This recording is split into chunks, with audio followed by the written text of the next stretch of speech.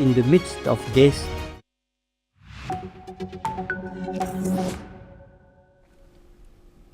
Hello and welcome. I'm Kriti Mehta and you're watching the World Report on NewsX World. Let's start with a check of the top headlines this hour. France expresses solidarity with Denmark following US President Donald Trump's fresh threats to take over Greenland for its security needs.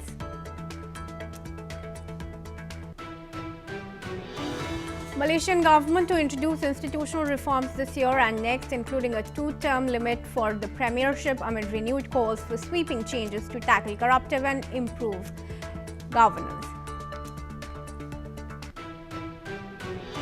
The opening of France's Louvre Museum in Paris was delayed again as staff was meeting to decide whether to resume a strike started in December over pay and working conditions, museum employees said. Japan's Prime Minister Sanae Takaichi avoids criticizing US actions in Venezuela but emphasizes the importance of the swift restoration of democracy and stabilization of the situation.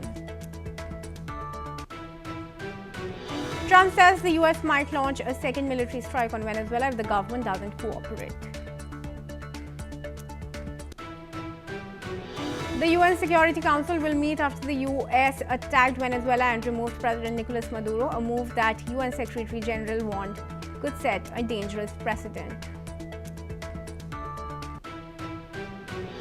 After military action in Venezuela, US President Donald Trump says he needs Greenland for national security. His claims draw criticism from Denmark. South Korean President Lee Jae-myung to meet China's Xi Jinping today in Beijing, aiming to repair strained ties with Seoul's biggest trading partner.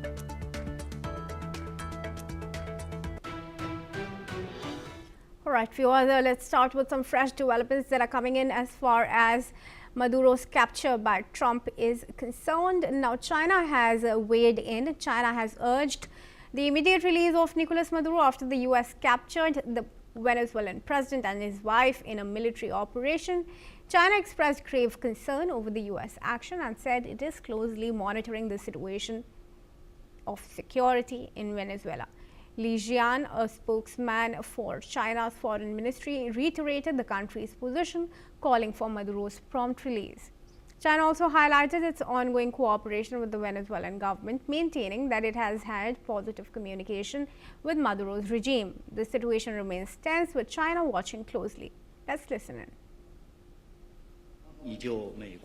Venezuela itself, and now China is the second such nation to ask for the release of Nicolas Maduro. Meanwhile, let's tell you that Maduro will be produced in the Manhattan court today in New York. He faces charges of drug smuggling, of narco-terrorism, and of possession of weapons. China has also highlighted its ongoing cooperation with the Venezuelan government, maintaining that it has had positive communication with Maduro's regime. As of now, the situation is tense, and China is saying that it is watching all the developments very closely. Now, joining me in this discussion is Dr. Sanjay Kumar. He's a journalist at the Korea Herald and he joins us live from Seoul in South Korea. Thank you very much, Dr. Kumar, for joining us in this discussion. What do you think is really in stakes for China as far as Maduro's capture and Venezuela's takeover by Trump is concerned? Kriti, for China, what is at stake is the vision of engaging the global south that China had been working for many years. And if you see the investments that energy requirements now getting affected because although it did not import a lot from Venezuela, it was about 5%, but stocks of some companies have come down, and we know that the pipelines were most conducive for the crude that Venezuela had. See, if you see the China-US strategic competition or the trade war which had been ongoing since a couple of years, energy security remains in the center. And for China, if you see the long-term strategy of China, China wants to have a sovereign power. They would like to achieve that status when it comes to energy security and the critical minerals. And from both these two perspectives, Venezuela remains, and some Latin American countries remain very critical. And that is why, this thing has come at a juncture which is going to affect China, and it is affecting. But how long it will affect and how much it will affect, it will only depend on the situations which are going to be concluded in a couple of weeks. So we will have to, like today also Trump has said that he may order some more attacks too. So we do not know, because the situation still is evolving, and unless we do not get a properly established government in Venezuela, commenting anything would be very early to say. And that is why we have to wait for 2-3 weeks, so that this entire situation can be concluded. And based on that, in my assessment, I think US and China would also like to talk on this, by seeing the situations globally, because condemnation is not just limited limited from China, but there are other countries, including Russia, and even some like-minded countries of in the global south, and even some countries in Europe have condemned this act also. So we have to see from long-term perspective. Okay, sure.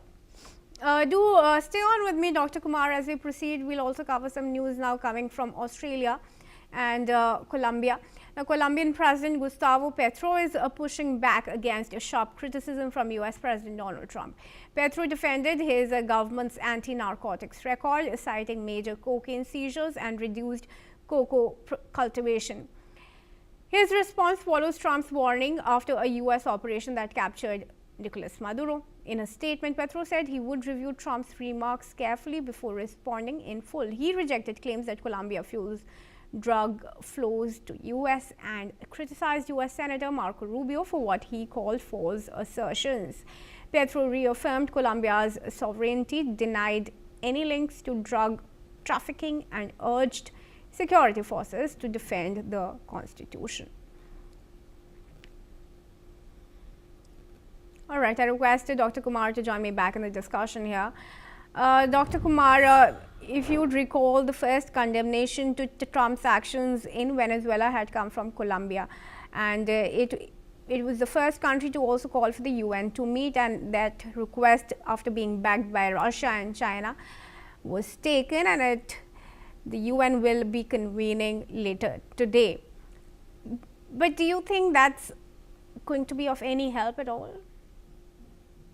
Kriti, power that ignores rules, they are prone to invite resistance. And this is what happening in case of Colombia and some other countries who are opposing now the US actions. There are even some allies within the US bloc who are not very happy about what has happened, especially the manner in which the action was taken. It was not just shocking and surprising to many, but also some of the countries are seeing it as a big shock and undermining the basic rules. So there is nothing against US, but the manner in which it has been done has raised eyebrows to many countries. And Colombia is one of them, because they are very much vulnerable.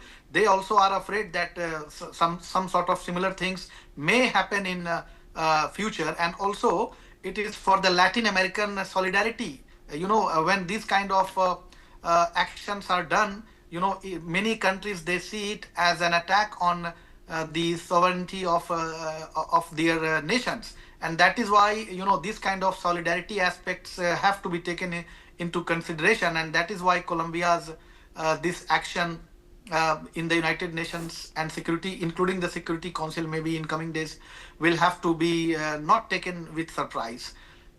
But yes, there are countries who are opposing the US actions, but those oppositions, I think, will not last long. All right, we'll watch out for that, but thank you very much, Dr. Kumar, for weighing in your opinion with those comments. And with that, viewers, let's also now tell you that in Australia, hundreds have taken to the streets in Sydney and Melbourne and they are protesting the US military action in Venezuela. The unauthorized rallies were monitored by police, with 3 police people briefly detained and later released. Protesters carried banners and signs condemning US intervention. At the same time, South Koreans gathered outside the US embassy in Seoul, denouncing the seizure of President Maduro as a violation of Venezuelan sovereignty. However, the protesters warned that this intervention could set a dangerous precedent, urging that Venezuela should be ruled by its own people, not foreign powers. Let's hear those statements. 트럼프의 그런 개입의 명분이라는 것들은 전부 군사적 개입을 위한 그냥 명분일 뿐이었다라는 것을 저는 그렇게 생각하고 있고요. 그리고 이런 모든 행위들은 전부 다 베네수엘라 평범한 사람들의 주권을 굉장하게 훼손하는 일이라고 생각을 합니다. 베네수엘라의 땅은 베네수엘라인들이 통치해야지 그것이 외세가 통치한다는 것은 사실 새로운 식민지를 보호령을 만들겠다는 것과 뭐가 다르겠습니까? 이런 미국이 자신의 군사력을 쓰는데 전혀 망설임이 없구나라는 것이 매우 충격적인 일이었습니다. 왜냐하면은 지금 이 남미에는 미국이 마음에 들어하지 않는 정권들이 몇몇 개 있죠. 콜롬비아라든지 쿠바라든지 그런 곳들이 있는데 이런 국가들로 저는 확대될 가능성이 매우 크다고 생각합니다. 미국이 손을 댄 곳마다 민중의 피가 강물이 되었습니다. 미국의 개입은 단 한 번도 평화를 가져온 적이 없고 언제나 그 지역 독재자를 키우는 결과를 낳았습니다. Okay, let's request Dr. Kumar to join us back in the discussion here. Dr. Kumar, you're there in Seoul. Do talk to us about the kind of protests that are underway there and also in Australia, as much as you know. Preeti, political parties here are very divided, and many are seeing as a big threat to many countries. On the screen, as you just showcased, these political parties, and there are some political parties and protesters, they think that this can be extended. This kind of actions can be extended to countries like Colombia, Cuba, and even some politicians here, they also see it from a very comparative perspective, that if it can be done to Venezuela, then why not Kim Jong-un? Why not North Korea? Because North Korea is also involved in many things, and they are also having a dictatorial regime. So these kind of comparisons are being brought out, and that is making many political leaders and many political parties even divided. And many are also like the ruling party has been focusing more on saving the Korean nationals in Venezuela, but the opposition party here, the PPP, they are saying that it should be taken as a reference point when it comes to inter-Korean relations. So, so there are different perspectives, and it is polarizing the perceptions and opinions here in South Korea. Okay. And what about the situation in Australia? In Australia, from a very liberal perspective, Australia is an ally of the US, and what is more important here is that even allies like Australia and South Korea, if they are, if there are people who are opposing US action on this, then it raises concerns, because there are people who are from the liberal bloc and who doesn't want to see this action as communism versus capitalism. So they are just these protesters in Australia, they want to see this Trump's action as an action between US and Venezuela, and the US perspective being in center, and which is affecting the execution in an unfair manner, according to them, violating the international rule of law. But if you ask me personally, is it going to affect the alliance of US-Australia? I would say no, because this doesn't have a long-lasting effect. All right, sure. Thanks then for your perspective and sharing that information with us, Dr. Kumar there. And we're now going to proceed to news from Thailand and Cambodia. Now, China is saying that the ceasefire between Thailand and Cambodia is now being gradually implemented. Beijing says it hopes both sides will ensure a comprehensive and lasting truce. China also confirmed that Thailand has returned 18 soldiers to Cambodia. The ceasefire agreement was reached at the end of December. It followed weeks of border clashes between the two Southeast Asian neighbors. Those clashes marked the worst fighting between Thailand and Cambodia in years. Officials say efforts are now focused on stabilizing the border and preventing further violence. The agreement was reached at the end of December, and it actually ended the weeks of border clashes that had resulted in the worst kind of fighting between Cambodia and Thailand. To discuss this further, I am now joined in by Him Rota, who is Deputy Director at the Cambodian Center for Regional Studies from Cambodia. Thank you very much, Rota, for joining us in this discussion. Talk to us about the situation on the ground there. We do know that the 72-hour period that was mandated for the ceasefire has passed, and that's a good thing. But will this last for time ahead as well? Well, personally, I hope it lasts. But as I mentioned many times, the ceasefire is very fragile. The implementation, the monitoring mechanism is structurally still limited. But there has been some progress, like Thailand, before the new year, on the 31st December, they released the detained 18 soldiers after capture for 155 days. But the thing is that there are many issues afterwards. Like these days, there have been many complaints from Cambodians about the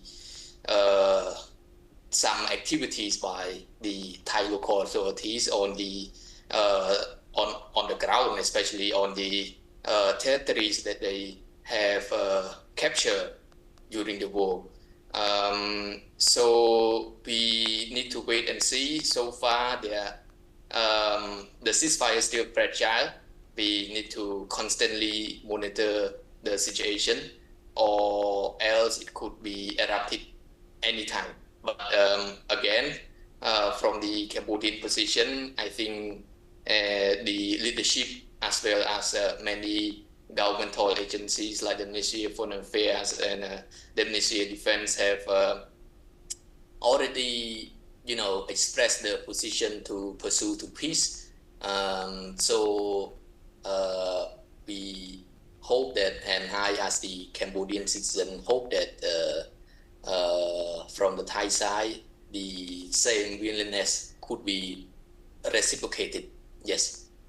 All right. And while the ceasefire has been effective as of now, you do say it's fragile, but the question of border still remains, right? The conflict over the border still maintains. As long as that is not addressed, it's very likely that the clashes could erupt. How do you think the border question needs to be addressed? Well, the border question needs to be addressed through existing mechanisms. So far, Cambodia and Thailand have plenty of bilateral mechanisms, including the Joint Boundary Commission, JBC, which work on the border demarcation, and as well as the GBC, General Border Committee, we work on the general situation related to the military affairs. So we have plenty of bilateral mechanism. So I hope that both governments could utilize all this as much as possible, as much as they can. Nevertheless, when we discuss bilaterally, the core, the dispute related to the border. So this dispute here have many layers, there are many clusters of issue, but related to the border, there are some, both sides have fundamental disagreement on the use of map. From the Thai side, they prefer to have their own born 50,000 map, and while the Cambodian side, we prefer to have the French drawn map, which inspired from the 1904 and 1907 convention and treaty between France and Siam back then.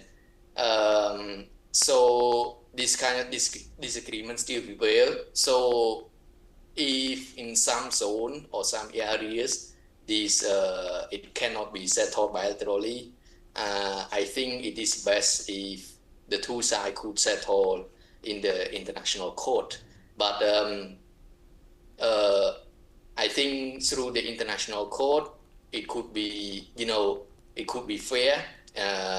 If I like to recite my government quotes, if any party lose, it lose with honor, and if it win, it's also win with, with all the fairness. It doesn't involve with any, military confrontation. So I hope there are many, the situation could be settled peacefully, with good faith and sincerity. Yes.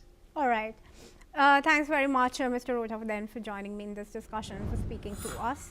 And with that, viewers, we're now going to move on. Now, China is seeking closer economic and trade ties with Ireland as part of a broader effort to improve relations with the European Union. President Xi Jinping told Irish Prime Minister Michael Martin that cooperation should be based on mutual respect and win-win outcomes. She urged Ireland to play a constructive role in stabilizing China-European Union relations as Dublin prepares to hold the European Union Council presidency later this year. China signaled interest in working with Ireland on artificial intelligence, the digital economy, pharmaceuticals, and tourism. Prime Minister Martin said Ireland recognizes China's global role and supports open trade. Visit also comes amid trade tensions following China's new tariffs on European Union dairy products. All right, and now moving ahead, Samsung has planned to double its Galaxy AI devices this year, as it is powered mainly by Google's Gemini and it seeks an edge over rivals in the global AI race. The South Korean company, which had rolled out Gemini-backed AI features about 400 million mobile products, including smartphones and tablets, by last year, plans to boost that figure to 800 million in 2026. Meanwhile, Roh Tae-moon, the president of Samsung Telecommunications, has said that Samsung will apply AI to all products, all functions, and all services as quickly as possible. The plan by the world's largest supporter of Google's Android mobile platform is set to give a major boost to its developer Google, which is locked in a race with OpenAI and others to attract more consumer users to their AI model. However, Samsung seeks to reclaim its lost crown from Apple, which opens a new tab in the smartphone market and fend off competition from Chinese rivals, not only in mobile telephones but televisions and home appliances, which all are overseen by Roh Tae-moon. And now in this discussion, I welcome Somraj Bhattacharjee, who's AI and markets strategic expert. He joins us from New Delhi. Thanks so much for joining me in this discussion. Firstly, talk to me about which one, in your opinion, is a better AI model? Yes, thank you for having me. That's a great question to start with. The most important thing to understand is that all the AI models work on similar logic. The difference is in the end-use application. So, for example, if you want to work on research, you may use a Perplexity. If you want to work on image generation, you may use Google, the Gemini app. If you want to do basics research and content creation, you can use ChatGPT, Grok, so on and so forth. The question is not just which AI model is the best. The question is integration with apps. And that is why Samsung is positioning itself to compete with Apple and the other Chinese OEMs, where it is saying and claiming that the integration across 800 million AI devices, that's a huge number, will give them an immense ability to integrate their different tools, platforms, devices across different user bases, which will not only improve the AI workflows, the workflow enhancement, but also be very, very powerful to ward off competition. Right now, as Mr. Roh had said, they are facing tremendous competition from Apple, but this integration is modeled to really pivot Samsung up ahead of all these competitors. And how does this help Google as far as its competition with the rivals OpenAI, and others is concerned? Yeah, so putting Gemini at the heart of 800 million Samsung devices will significantly expand Google's consumer base. Secondly, it will reinforce the positioning of OpenAI and Microsoft against Apple and other consumer-based AI models. Secondly, data and feedback loop. We will see that massive real-world usage of Gemini across cameras, search, productivity features will significantly improve the behavioral data and UX insights, which will enable Google to sell better ads, and when you sell better ads, you will generate more money. Thirdly, standardization. At the point that everybody is saying and talking about, if Gemini-powered features are becoming default across different AI layers and different AI platforms, Yeah. then you will see third-party apps being developed very fast. So Exactly. these three things, yeah. Yeah, no, that was my next question to you. In fact, that how much is this really going to affect as far as the usage of apps are concerned? Because those individually have their own AIs. For example, Instagram has its AI, WhatsApp has it. Of course, these are all controlled by Meta, but other apps are also having their own AI apps. So what happens is these apps basically run on APIs. And everybody has their own API. Now, when Google will be implemented across multiple devices, all these apps will be forced to use Google's API, and basically the Samsung Galaxy API. And this is going to consolidate power of all these manufacturers. So what you're seeing is a consolidation across different types of use cases. So right now, technology is open-ended, open access. Anybody can go and create their own platform. But with Google coming up and coming on board with Samsung, you will see tremendous platform standardization and AI normalization, which will have a huge impact on economy of scale, trade-offs, and business deals. So in the future, if you want to, I'm not fear mongering, but I'm saying that if you are a mobile manufacturer and if you want to set up a shop in a new country, you will have to buy Samsung's patent software, AI software. Otherwise, you will not be able to, even though you might have the hardware, the software may not be configurable. That's the implication we're talking about. All right. Thanks so much for joining me in this discussion for now. It was quite insightful. And with that, that's a wrap on this edition of the NewsX World Report. But thanks for staying tuned to NewsX World for all international news and updates.